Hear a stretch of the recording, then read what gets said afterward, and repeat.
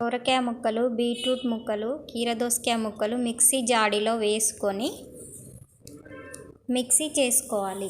Mixie చేయగా వచ్చిన దీనిని ఒక క్లాత్లో వేసి వడకట్టుకోవాలి.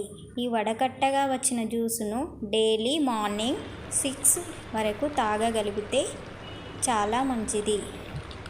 మరియు వెయిట్ లాస్ మరియు బ్లడ్ ఇంప్రూవ్మెంట్ ఉంటుంది.